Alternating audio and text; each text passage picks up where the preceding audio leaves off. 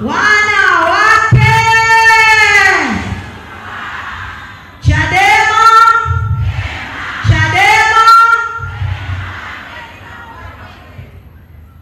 Asante Mheshimiwa Mwenyekiti wa Chama Taifa Tundu Antipas Lissu, Makamu Mwenyekiti wetu John Heche, Katibu Mkuu John Nyika, pamoja na viongozi wengine wote, wajumbe wa kamati kuu, Mheshimiwa Mwenyekiti wa Baraza la Wanawake Sharifa Suleiman, pamoja na jopo lako, pamoja na wageni wote walioweza kufika muda huu.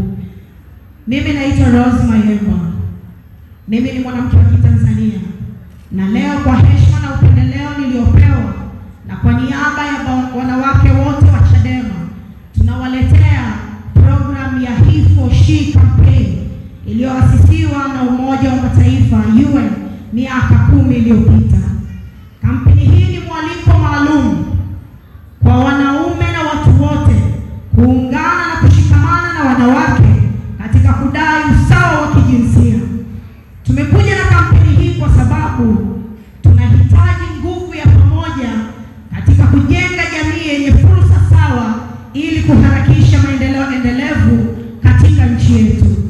Kwa takwimu za sensa za mwaka 2022, Tanzania inakadiriwa kuwa na wanawake 51% kwa 49% ikiwa ni wanaume. Tafsiri ya jambo hili ni kwamba mwanamke asiposhiriki kikamilifu katika masuala mbalimbali ya kisiasa na kiuchumi na kijamii, jamii nzima itaathirika. Tunahitaji kukomesha ubaguzi wa kijinsia, na nitumie fursa hii kuomba wanaume na watu wote kutoka mikoa 26 ya Tanganyika, mikoa 5 kutoka Zanzibar, kushiriki nasi katika kampeni hii ya kumkwamua mwanamke. Kama tukiacha kutambua na kuheshimiana na kudhaminiana kwa minajili ya jinsia zetu, na badala yake tukatambuana na kuheshimiana kwa minajili ya ubinadamu wetu, wote tutakuwa huru. Na hii ndiyo maana halisi ya He for She. Ili kutokomeza ndoa za utotoni, ili watoto wetu wapate fursa sawa katika kupata elimu, ili kukomesha watoto wetu kutekwa na kuuawa kwa sababu yoyote ile, tunahitaji umoja na mshikamano.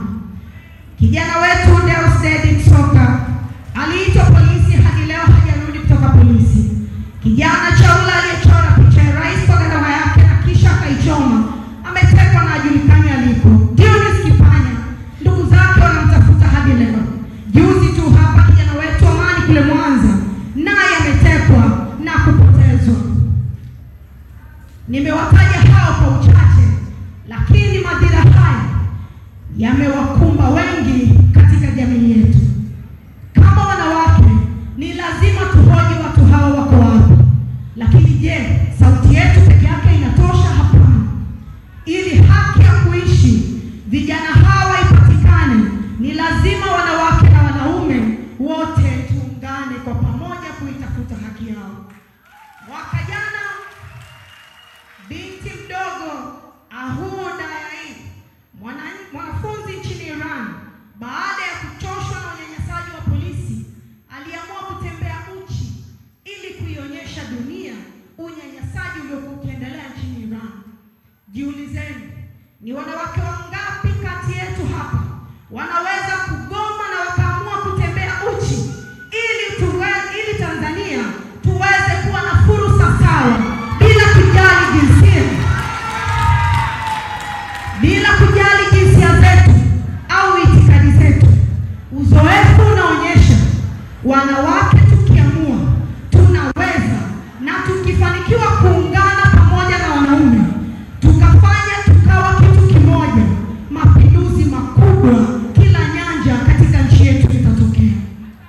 Iran ni moja kati ya nchi chache duniani zinazoongoza kwa kunyonga wanawake, lakini huyu binti Ahur wala hakunyongwa, na ule ujasiri wake umeleta mabadiliko makubwa katika nchi ya Iran kuhusiana na wanawake.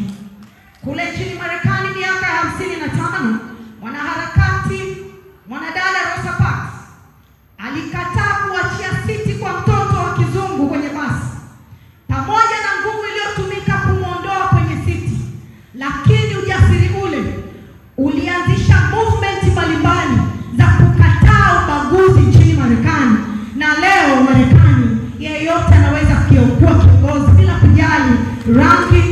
dini yake.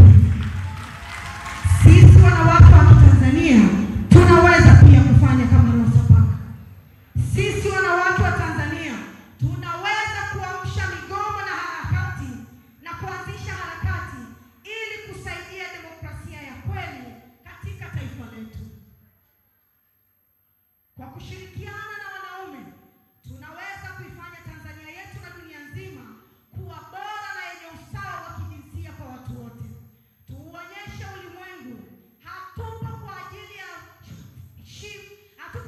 ya he for she, bali tupo kwa ajili ya kulinda ubinadamu wetu. Tunaposema he for she, hatuongelei tafsiri nyepesi ya maneno haya, wala hatumaanishi kuwa mwanaume amsaidie mwanamke. Tunaongelea kubwa ya mwanaume na mwanamke wasimame pamoja ili kutengeneza dunia ambayo ina usawa kwenye fursa, haki na usawa wa kuheshimiana na kujaliana bila kujali jinsia zetu. Tunaongelea ujasiri na uimara wa mtu hautafsiriwi kwa misuli aliyonayo, bali kwa kuwajali binadamu wengine. Tunaongelea pale mwanamume na mwanamke wanapoweza kuwa viongozi na wote wakasikilizwa bila kujali ni mwanamke au mwanaume. Na tukizingatia kauli mbiu hii ya UN ya he for she, tunaweza kupambana na uonevu na unyanyasaji sote kwa pamoja. Leo ndugu zangu, tumekusanyika mahali hapa. Jambo hili wala halikuwa jepesi bila ushiriki wa wanaume. Ndio maana tuko hapa, lakini wanaume kwa nafasi yao wamefanya kazi kubwa sana kuhakikisha jambo hili linafanikiwa. He for she ni muhimu katika mapambano yetu kuhakikisha wakina Soka, Kipanya na wengine wanaachiliwa na kurudi majumbani mwao na kufurahia maisha na familia zao.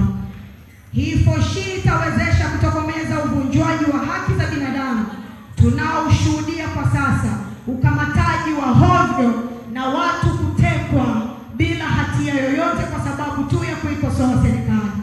He for she itatuwezesha kuamka kwa nguvu zetu zote, kwa sauti zetu, tudai jamii yenye usawa kwa wote bila kujali jinsia zetu. He or she, uwepo wetu hapa usingewezekana kama nilivyosema hapo mwanzo bila kuungana na wanaume. Mwisho kabisa niseme, tunapokuwa na jamii isiyo na usawa, kila mmoja anapaswa kujiuliza swali: kama si mimi wa kukomesha hali hii, je, ni nani? Na kama hali hii isipokoma leo, je, itakoma lini? Tutumia fursa hii kumwambia Rais Samia Suluhu Hassan, ambaye alipata urais wake kwa ajali, wala sio bahati mbaya, katiba imetaka awe rais. Tumkumbushe kwamba jamii ya Kitanzania itamheshimu kama atashinda uchaguzi katika mazingira huru na haki. Tunataka kumkumbusha